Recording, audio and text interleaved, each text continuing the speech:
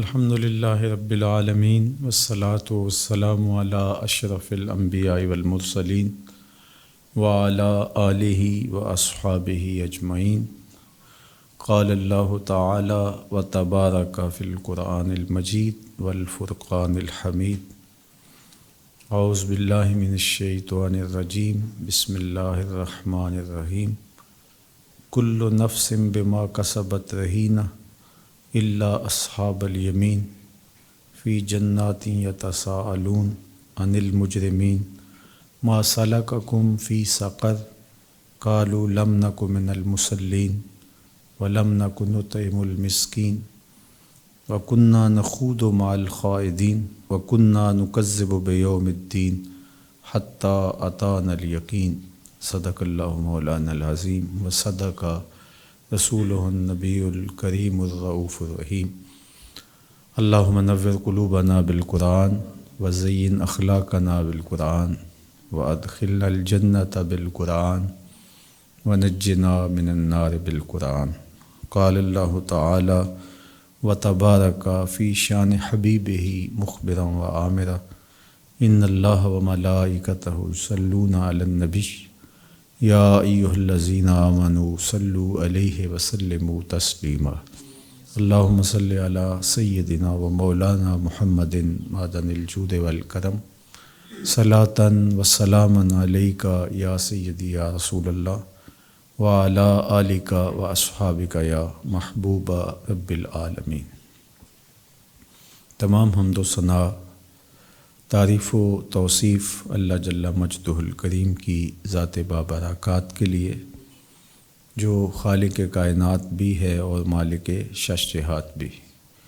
اللہ جل وعلا کی حمد و ثنا کے بعد رسول رحمت، شفیع معظم، نبی محتشم حضور ختم المرتبت صلی اللہ علیہ وآلہ وسلم کے حضور ناز میں اپنی عقیدتوں، ارادتوں اور محبتوں کا خراج پیش کرنے کے بعد عالی مرتبت محتشم سامعین، ناظرین و ناظرات، السلام علیکم ورحمۃ اللہ وبرکاتہ۔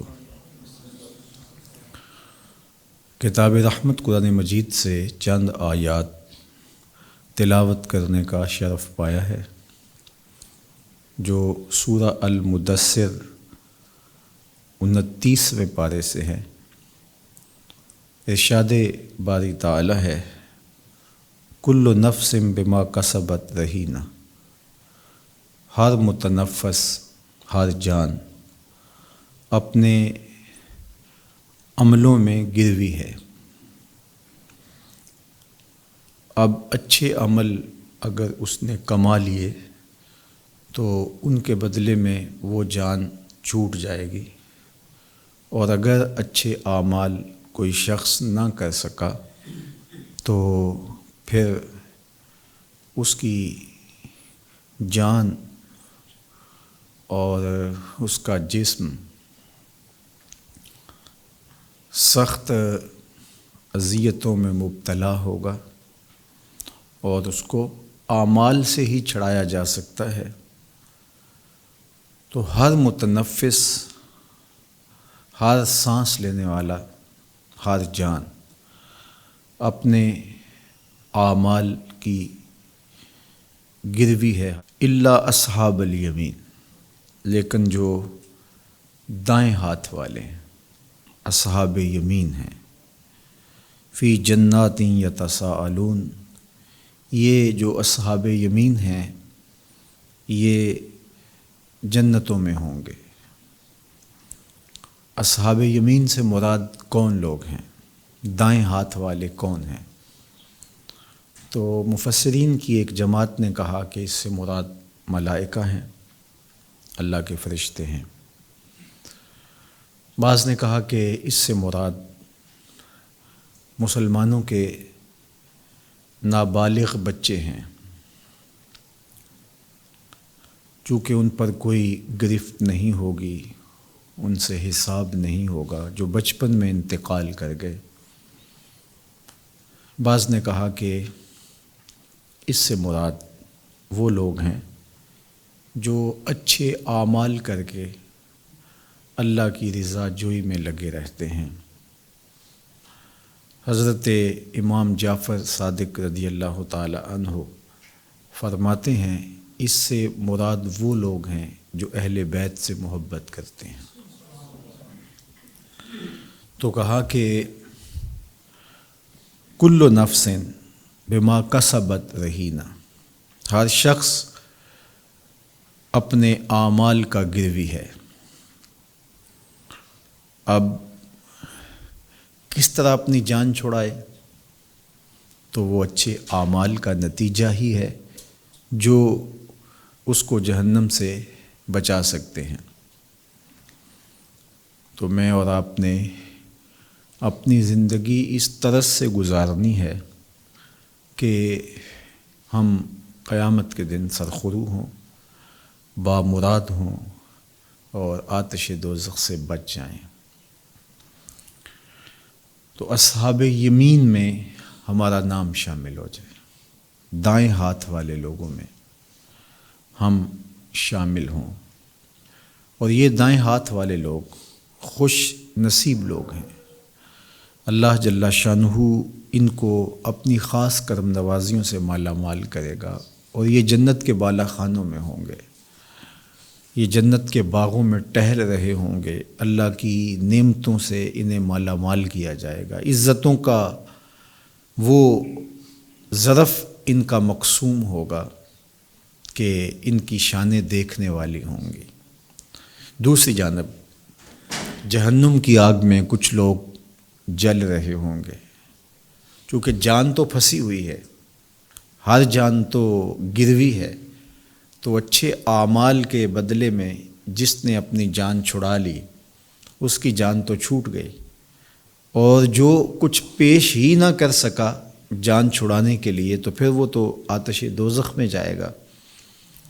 تو یہ جنت والے جنت سے اہل دوزخ کو دیکھیں گے، اور قرآن بتاتا ہے کہ یتساءلون عن المجرمین، وہ مجرمین سے سوال کریں گے، ان سے پوچھیں گے ما سلککم فی سقر، تم جہنم میں کن اعمال کی وجہ سے آئے ہو، کیا کرتوتیں تھیں کہ جن برے اعمال نے تمہیں جہنم میں داخل کر دیا۔ تو اہل جنت مزے میں ہوں گے، اور جنت اور دوزخ کا بہت فاصلہ ہے، لیکن بغیر کسی ظاہری آلے کے اللہ تعالیٰ جل شانہ اہل جنت کو اہل جہنم کے عذابوں اور ان کی تکلیفوں کا حال دکھائے گا۔ بلکہ میں نے ایک روایت میں پڑھا کہ جو بھی شخص جنت میں جائے گا اس کو دوزخیوں کے احوال ضرور دکھائے جائیں گے، تاکہ اسے اس نعمت کی قدردانی ہو کہ اگر میں نے اچھے اعمال نہ کیے ہوتے اور میرے رب کا میرے اوپر فضل نہ ہوتا تو یہ بھڑکتی ہوئی آگ کے شعلے مجھے بھی اپنی آغوش میں لپیٹ لیتے۔ تو جب تکلیفیں دیکھنے کے بعد خوشی ملتی ہے تو وہ دوبالا ہوتی ہے، اس لیے جس کو بھی جنت میں بھیجا جائے گا اس کو جہنم کے عذاب ضرور دکھائے جائیں گے۔ اسی طرح جس کو جہنم میں بھیجا جائے گا اس کو جنت کی نعمتوں کا نظارہ کروایا جائے گا، تاکہ انہیں اور حسرت ہو کہ اگر ہم اللہ کے احکام کو مان لیتے، اس کے حکموں کی تعمیل کرتے، تو آج اس ماحول میں نہ ہوتے، سخت آگ میں دائیں بائیں آگے پیچھے اوپر نیچے 6 سمتوں میں آگ ہی آگ۔ اور یہ دنیا کی آگ تو جلا دیتی ہے، لیکن آتش دوزخ جسموں کے ساتھ چپک جائے۔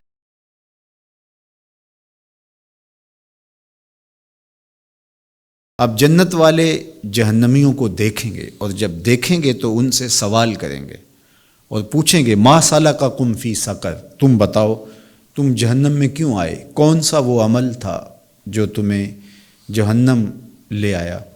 تو وہ جو جواب دیں گے وہ سنیے، اور میں اور آپ اپنا محاسبہ کریں اور اپنے اعمال کی درستگی کے لیے کوشاں ہو جائیں۔ قالو، اہل دوزخ بتائیں گے لم نک من المصلین، ہم نماز نہیں پڑھا کرتے تھے، آج آتش دوزخ میں جلنے کا سبب یہ ہوا کہ ہم رب کے حضور سر بسجود نہیں ہوتے تھے، ہم اس کے حضور جھکتے نہیں تھے، ہمیں توفیق نماز نہیں تھی۔ اللہ اکبر۔ تو نماز دخول جنت کی ضامن ہے، اور نماز کو ترک کرنا جہنم میں جانے کا ذریعہ اور سبب ہے۔ میرے اور آپ کے آقا و مولا حضور ختم المرتبت صلی اللہ علیہ وآلہ وسلم نے ارشاد فرمایا، اول ما یحاسب بہ العبد یوم القیامہ الصلاۃ۔ قیامت کے دن بندے سے سب سے پہلا پوچھا جانے والا سوال نماز کا ہوگا۔ اور پھر ارشاد فرمایا کہ فَإِن صَلَحَتْ صَلَحَ لَهُ سَائِرُ عَمَلِهِ وَإِن فَسَدَتْ فَسَدَ سَائِرُ عَمَلِهِ۔ اگر اس کو اس سوال کا جواب آ گیا، اگر سب سے پہلے جو اس سے حساب لیا جائے گا اس حساب میں وہ پورا اتر گیا تو باقی معاملے بھی ٹھیک ہو جائیں گے، اور اگر یہی خرابی آ گئی تو پھر باقی سارے معاملات بھی خراب ہی ہوں گے۔ تو پہلا پوچھا جانے والا سوال نماز کا ہے۔ روز محشر کے جاں گداز بود، اولین پرسش نماز بود۔ وہ حشر کا دن جو کہ جان کو پگھلا دینے والا ہوگا، اس دن سب سے پہلی پرسش، سب سے پہلا سوال نماز کا ہوگا۔ تو میں اور آپ دیکھیے کہ ہم اللہ کے حضور پیش تو ہونا ہے، تو کیا ہم اس کی تیاری کر چکے ہیں؟ اس سوال کا جواب ہم اپنے رب سے دے پائیں گے؟ اور اگر ہم بالکل اس کے جواب کی کوئی صورت نہیں رکھتے اپنی عملی زندگی میں، تو پھر کیا آخرت اور جو آنے والا سخت دن ہے یہ کوئی افسانہ ہے کہ ہم بس اس کو سن کے آگے گزر جاتے ہیں؟ یہ امر واقعی ہے، یہ ہونے والا ہے۔ تو ہمیں اس سوال کا جواب تیار کرنا ہوگا۔ حضرت نبی اکرم صلی اللہ علیہ وآلہ وسلم نے ارشاد فرمایا، حضرت جابر رضی اللہ تعالیٰ عنہ سے یہ روایت مروی ہے کہ اِنَّ بین الرجل و بین الشرک والکفر ترک الصلاۃ۔ بندے اور کفر و شرک کے درمیان جو چیز حد فاصل ہے وہ نماز ہے۔ نماز کا تارک وہ مشرکین اور کفار کے ساتھ ہے، اور نماز ادا کرنے والا زمرہ اہل ایمان میں شامل ہے۔ اب میں اور آپ دیکھ لیں کہ ہم کس جگہ پہ کھڑے ہیں، اور دنیا کے اوپر بھی یہ پہچان بتائی کہ ایمان اور کفر کے درمیان نماز ہے۔ نماز سے ہی پتہ چلے گا کہ یہ شخص کس گروہ سے تعلق رکھتا ہے، اس کا طریقہ کفار جیسا ہے یا اس کا طریقہ اہل ایمان جیسا ہے۔ اور قیامت کے دن بھی ایسا ہوگا۔ نبی اکرم صلی اللہ علیہ وآلہ وسلم کا یہ فرمان حضرت عبداللہ بن عمر بن عاص رضی اللہ تعالی عنہ سے مروی ہے۔ ایک طویل حدیث ہے جس کے آخری کلمات یہ ہیں کہ حضور نے ارشاد فرمایا، وَقَانَ يَوْمَ الْقِيَامَةِ مَا قَارُونَ وَفِرْعَوْنَ وَحَامَانَ وَأُبَيِّ بْنِ خَلَف، کہ جو بے نماز ہوگا قیامت کے دن وہ حامان کے ساتھ، فرعون کے ساتھ، قارون کے ساتھ اور ابی بن خلف کے ساتھ ہوگا۔ تو مجھے یہ بتاؤ، کوئی شخص یہ گوارا کرتا ہے کہ قیامت کے دن میں دشمنان خدا کی صف میں کھڑا دکھائی دوں، جن پر لعنتیں برس رہی ہوں گی، جو اللہ کے قہر و غضب میں ہوں گے، جو فضائے اکبر کے اس دن سخت عذاب میں اور اللہ کی سخت ناراضگی کے ماحول میں ہوں گے، ان کے ساتھ جا کے کھڑا ہو جانا اور ان کی صف میں موجود ہونا، یہ کتنی بڑی محرومی ہے۔ تو حضور علیہ السلام نے ہمیں بتایا کہ قیامت کے دن فرعون کے ساتھ، حامان کے ساتھ، قارون کے ساتھ اور ابی بن خلف کے ساتھ یہ بڑے بڑے بدبخت اور بڑے بڑے منکرین خدا جس صف میں کھڑے ہوں گے، بے نمازی کو بھی اس صف میں کھڑا کر دیا جائے گا۔ اللہ اکبر۔ میرا خیال ہے کہ اگر ہم اس پہ تھوڑا سا غور کر لیں اور یہ چیز ہمارے اندر اچھی طرح سے اتر جائے تو ہمارا سجدہ قضا نہیں ہو سکتا، ہماری پیشانی پھر اللہ کے حضور جھکے ہی جھکے، اس لیے کہ کوئی بھی یہ گوارا نہیں کرتا کہ میں دشمنان خدا کے ساتھ کھڑا پایا جاؤں۔ اور پھر وہ حشر کا دن جب اللہ قہر و جلال میں ہوگا، جب سورج کا رخ سیدھا ہوگا، جب زمین تانبے کی ہوگی، فضا اکبر، خوف و ہراس کا عالم، کیا کیفیت ہوگی؟ اور اس دن دشمنان خدا کی صف میں وہ کھڑا کیا جائے گا، تو ظاہر اس کے ساتھ معاملہ بھی ایسا ہی ہوگا۔ تو یہ بے نمازی کا حال ہے جو میرے اور آپ کے آقا و مولا نے پہلے بتا کے ہمیں تنبیہ کر دی کہ تم سوچ لو کہ تم نے حشر کے دن کہاں کھڑا ہونا ہے۔ تم فرعون کے ساتھ کھڑے کیوں ہو؟ تم نمرود، حامان اور قارون کے ساتھ کھڑا ہونا کیوں پسند کرو؟ قیامت کے دن تم کھڑے ہو تو بلال حبشی کے ساتھ ہو، تم کھڑے ہو تو ابو بکر و عمر کے ساتھ ہو، مولا کائنات سیدنا علی المرتضیٰ کے ساتھ کھڑے دکھائی دو۔ تمہارا حسن اور تمہارا جمال تو وہاں نکھرے گا اگر ان لوگوں کے ساتھ تم ہو، لیکن بد نصیب بے نمازی کو ان کے ساتھ کھڑا ہونا پڑے گا۔ اللہ کے محبوب علیہ السلام کا ایک اور فرمان سنیے۔ حضور نے ارشاد فرمایا، حضرت بریدہ اپنے والد گرامی سے روایت کرتے ہیں رضی اللہ تعالی عنہما کہ ان العہد الذی بیننا و بینکم الصلاۃ فمن ترکھا فقد کفر، کہ ہمارے اور ان کے درمیان جو عہد ہے وہ نماز کا ہے، تو جس نے نماز کو ترک کر دیا تو گویا اس نے کفر کیا۔ حضرت امام شافعی اور حضرت امام مالک یہ کہتے ہیں کہ جو شخص نماز ترک کرتا ہے، جو تارک صلاۃ ہے، اس کو بطور حد قتل کر دیا جائے، اور امام احمد بن حنبل اور اسحاق بن راہویہ فرماتے ہیں کہ اس کو ویسے ہی قتل کر دیا جائے، اس لیے کہ فقد کفر کا جو لفظ کہا گیا تو حدیث کا ظاہری مفہوم اس پہ صادق آئے گا، اور نماز کا ترک کرنا کفر ہے، لہٰذا اس کو قتل کر دیا جائے۔ لیکن یہ دو حضرات کہتے ہیں کہ بطور حد قتل کیا جائے۔ ہمارے امام اعظم ابو حنیفہ علیہ رحمہ فرماتے ہیں نہ یوں ہی قتل کیا جائے گا، نہ بطور حد قتل کیا جائے گا، بلکہ اس کو قید کر دیا جائے، اور اتنی دیر تک قید کیا جائے جتنی دیر تک وہ توبہ نہیں کر لیتا۔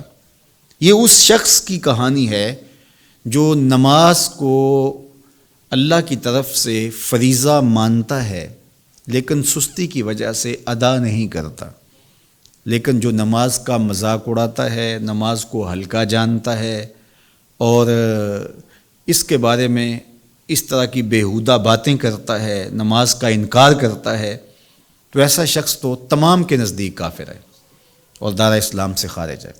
لیکن جو نماز کو فریضہ مانتا ہے لیکن سستی کی وجہ سے نہیں پڑھ سکتا، تو اس کے بارے میں یہ تین موقف میں نے آپ کے سامنے رکھے ہیں۔ ایک حضرت امام احمد بن حنبل اور اسحاق بن راہویہ کا، وہ کہتے ہیں کہ اس کو قتل کر دیا جائے، اور امام شافعی اور امام مالک کہتے ہیں بطور حد قتل کیا جائے گا، اور حضرت امام اعظم ابو حنیفہ علیہ رحمہ فرماتے ہیں کہ اس کو قید کیا جائے اور اتنی دیر تک قید رکھا جائے جتنی دیر تک وہ توبہ کر کے نماز پڑھنے کا وعدہ نہیں کرتا ہے۔ تو یہ سزا ہے نماز نہ پڑھنے والے کی۔ حضرت شیخ عبد القادر جیلانی علیہ رحمہ و رضوان فرماتے ہیں کہ بے نمازی کو مسلمانوں کے قبرستان میں دفن نہ کرو۔ حضرت سلطان باہو علیہ رحمہ بولے کہ بے نمازی سے خنزیر بھی پناہ مانگتا ہے۔ شیخ سعدی شیرازی نے نصیحت کرتے ہوئے کہا کہ بے نمازی کو قرض نہ دینا، جو اللہ کا قرض ادا نہیں کرتا تمہارا قرض کیسے ادا کرے گا؟ جس کو اللہ کی طرف سے عائد کردہ احکام کی پرواہ نہیں ہے اور اس کے ذمے قرض چڑھ گیا ہے، اس کی پرواہ نہیں کرتا، تو تمہارے قرض اس کے نزدیک کیا حیثیت رکھتے ہیں؟ جو اللہ کے قرض ادا نہیں کرتا تمہارے قرض کیسے ادا کرے گا؟ اب آپ اندازہ کر لیجئے گا کہ بے نمازی کتنی بری مخلوق ہے، اور توبہ کر کے 5 گانہ نماز کی عادت ہی زندگی میں جمال پیدا کرتی ہے، زندگی میں خوبصورتی پیدا کرتی ہے۔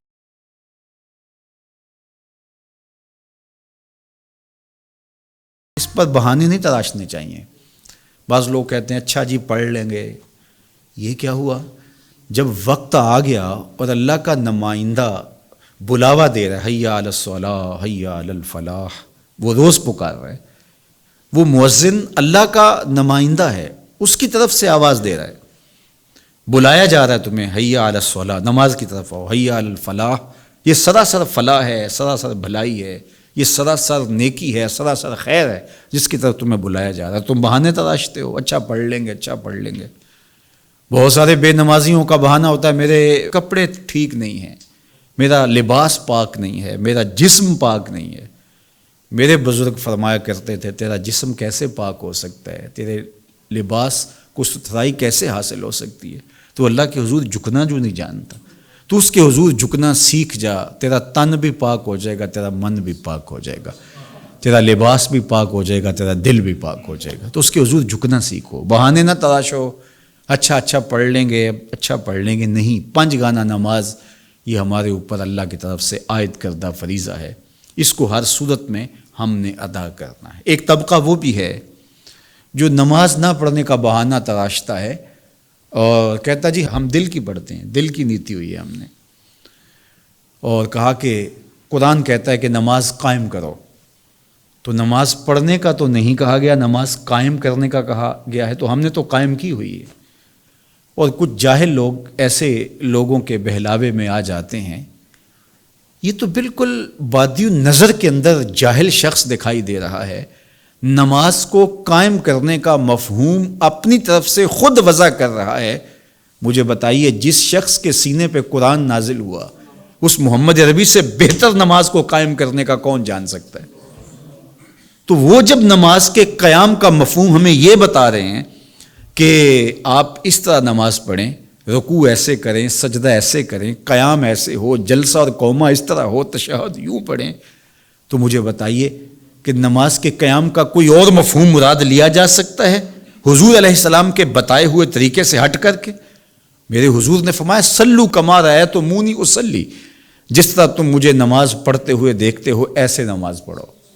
یہ طریقہ بتایا حضور نے۔ یہاں علماء نے بڑی خوبصورت بات لکھی کہ حضور نے یہ نہیں کہا کہ جس طرح میں نماز پڑھتا ہوں اس طرح نماز پڑھو، کہا جس طرح تم مجھے نماز پڑھتا ہوا دیکھتے ہو ایسے نماز پڑھو، کیونکہ جس طرح حضور نماز پڑھتے ہیں اس کیفیت میں تو کوئی پڑھ ہی نہیں سکتا ہے، اس لیے کہا جس طرح تم مجھے پڑھتا ہوا دیکھتے ہو میری اداؤں کو اختیار کرتے جاؤ، تمہارا رب تمہیں قبول کر لے گا۔ تو سلو کما رأیتمونی اصلی، جس طرح تم مجھے نماز پڑھتا دیکھ رہے ہو تم اس طرح نماز پڑھتے رہو۔ تو اللہ کہ پیارے محبوب علیہ السلام نے جو اقامت صلاۃ کا مفہوم مراد لیا ہے وہی شریعت کا مفہوم ہے، اور وہی اللہ کے کلام کا تقاضا ہے، اور وہی قرآن مجید کی منشا اور مقصود ہے۔ اس سے ہٹ کر کے کسی جاہل کی باتوں میں آ کر کے اپنی آخرت برباد نہیں کرنی چاہیے، اور قیامت کے دن بندے سے سب سے پہلے پوچھا ہی یہ جائے گا، اور جہنم میں لوگ دھکیل دیے جائیں گے۔ قرآن کہتا ہے ان سے پوچھا جائے گا ما سلککم فی سقر، تم جہنم میں کیوں جا رہے ہو؟ تو وہ بولیں گے لم نک من المصلین، ہم نماز نہیں پڑھا کرتے تھے۔ اللہ اکبر۔ پھر دوسری بات جو کہیں گے ولم نک نطعم المسکین، اور ہم مسکینوں کو کھانا نہیں کھلاتے تھے۔ ہماری ہمسائیگی میں لوگ تڑپتے تھے نان شبینہ کے لیے، اور ان کی ضرورتیں تھیں، اور ہمارے گھر بھرے پڑے ہوئے تھے، لیکن ہم ان کی ضرورت پوری نہیں کرتے تھے۔ قحط پڑ گیا، لوگ مجبور ہو گئے، حالات دیگر گوں ہو گئے، لوگ بے روزگار ہو گئے، ہمارے پاس مال کی فراوانی تھی، ہم نے ان کی تنخواہ بھی روک لی۔ ہم کہا کہ نہیں، بس ہمارے ذمے یہ نہیں ہے، تو کہا ہم لوگوں کو کھانا نہیں کھلایا کرتے تھے۔ اب شریعت اسلامیہ کا مزاج دیکھیے، حقوق اللہ میں سب سے اہم چیز جو بیان کی گئی وہ نماز ہے، اور حقوق العباد کے اندر لوگوں کی ضرورتوں کو پورا کرنا، بھوکوں کو کھانا کھلانا۔ حضرت شیخ عبد القادر جیلانی علیہ رحمہ و رضوان فرماتے ہیں آدھا فقر ننگوں کو لباس پہنانا اور بھوکوں کو کھانا کھلانا ہے، باقی سارے امور آدھا فقر ہے۔ آدھی فقیری صرف یہ بنتی ہے کہ آپ بھوکوں کو کھانا کھلائیں اور ننگوں کو لباس پہنائیں۔ اور اللہ تعالیٰ جل شانہ قیامت کے دن پوچھے گا کہ میرے بندے، میں برہنہ تھا تو نے مجھے لباس نہیں دیا، میں بھوکا تھا تو نے مجھے کھانا نہیں کھلایا، میں بیمار تھا تو نے میرا حال نہیں پوچھا۔ تو بندہ کہے گا مالک تو بیمار ہو سکتا ہے، تو بھوکا ہو سکتا ہے، تو برہنہ ہو سکتا ہے؟ تو اللہ فرمائے گا میرا فلاں بندہ برہنہ تھا، اگر اس کو لباس دیا ہوتا تو یہ میری رضا کے حصول کا ذریعہ ہوتا، فلاں بھوکا پیاسا تھا، اگر اس کی ضرورت کو پورا کر دیا ہوتا تو گویا تو نے میری رضا کو حاصل کر لیا ہوتا۔ تو ہمارے دین نے ہمیں ضرورت مندوں کی ضرورتوں کو پورا کرنے کا حکم ارشاد کیا ہے۔ تو قیامت کے دن جہنم کی آگ میں جلسنے والے لوگوں سے جب جنتی سوال کریں گے، پوچھیں گے کہ تم آج جہنم کا ایندھن کیوں بنے ہو، تو وہ کہیں گے ایک تو یہ بات کہ ہم نماز نہیں پڑھا کرتے تھے، اور دوسری بات یہ کہ وَلَمْ نَكُ نُطْعِمُ الْمِسْكِينَ، ہم مسکین کو کھانا نہیں دیا کرتے تھے، اس کی ضرورت پوری نہیں کیا کرتے تھے۔ اور تیسری بات جو وہ کہیں گے، قرآن بتاتا ہے، وہ کہیں گے وَكُنَّا نَخُوضُ مَعَ الْخَائِضِينَ، اور ہمارا طریقہ یہ تھا کہ ہم ہرزہ سرائی کرنے والوں کے ساتھ مل کے ہرزہ سرائی کیا کرتے تھے، ہر وقت گپے ہانکتے تھے، بیہودہ باتیں کرتے تھے، اور تمسخر کیا کرتے تھے، اہل دین کا مذاق اڑایا کرتے تھے۔ اب ہم سوچ لیں، ہم اگر اپنے گھر میں بیٹھے ہیں، دسترخوان پہ بیٹھے ہیں، یا کسی میڈیا روم میں بیٹھے ہیں، یا ہم کسی اور جگہ پہ بیٹھے ہیں، کسی مسند ارشاد پہ ہیں، یا ہم لوگوں کی حکمرانی کے لیے کسی تخت و تاج کے مالک ہیں، کہیں ایسا تو نہیں ہے کہ ہم اہل دین کا مذاق اڑا رہے ہوں اور ہم فضول اور بیہودہ باتیں کر کے ان کی تذلیل کر رہے ہوں۔ یہ تیسرا سبب ہے ان کے جہنم میں جانے کا۔ عقل کل سمجھ لیتے، اپنے آپ کو، پوری کائنات کو بے وقوف جان لیتے، اور ہر ایک کا مذاق اڑاتے، راستے سے گزرتے ہوئے اشخاص کا مذاق اڑاتے، تمسخر کرتے، اس کی تذلیل کرتے، نشانہ تضحیک بناتے، بیہودہ گپے ہانکتے، لوگوں کی تذلیل کیا کرتے تھے، انسانیت کا مذاق اڑایا کرتے تھے۔ گلیوں اور بازاروں میں گزرتی ہوئی تقدس مآب خواتین کو دیکھ کر کے ہم اپنی نگاہوں کو غلیظ کیا کرتے تھے اور ان کے مذاق اڑایا کرتے تھے۔ بیہودہ زندگی ان کی، اس کا ذکر کریں گے کہ ہماری وہ فضول لا یعنی اور بے مقصد زندگی اور ہماری وہ گپیں اور ہماری وہ بیہودہ باتیں جہنم میں لانے کا سبب ہوئیں۔ چوتھا گناہ جس کے سبب سے وہ جہنم میں آئے، وہ بولیں گے وَكُنَّا نُكَذِّبُ بِيَوْمِ الدِّينِ، ہم جزا کے دن کو جھٹلاتے تھے، ہم کہتے تھے یہ جہاں مٹھا اگلا کس نے ڈٹھا، ہم دنیا کو ہی سب کچھ سمجھ بیٹھے تھے، اور یہ ایک نظم ہے، یوم حساب ہے، جزا و سزا کا ماحول ہوگا، اللہ ایک ایک عمل کا پوچھے گا، ایک ایک نعمت کے بارے میں سوال ہوگا۔ ہم یہ سب قصے کہانیاں سمجھتے تھے اور اس کی تکذیب کرتے تھے۔ وَكُنَّا نُكَذِّبُ بِيَوْمِ الدِّينِ، ہم جزا کے دن کی تکذیب کرتے تھے، جھٹلاتے تھے۔ پھر کیا ہوا؟ حَتَّى أَتَانَا الْيَقِينُ، یہاں تک کہ موت آ گئی۔ یقین سے مراد یہاں موت ہے۔ موت کو اس لیے یقین کہا گیا کہ اس کا کوئی انکار نہیں کرتا، اور یہ ایسا امر یقینی ہے کہ اللہ کو ماننے والے، اللہ کا انکار کرنے والے، آخرت کو ماننے والے، عقیدہ آخرت کے منکر سارے موت کو مانتے ہیں، اس لیے کہ موت ان کی آنکھوں کے سامنے رقص کرتی دکھائی دیتی ہے۔ موت ہے ہنگامہ آرا کل زمیں خاموش میں، ڈوب جاتے ہیں سفینے موج کی آغوش میں۔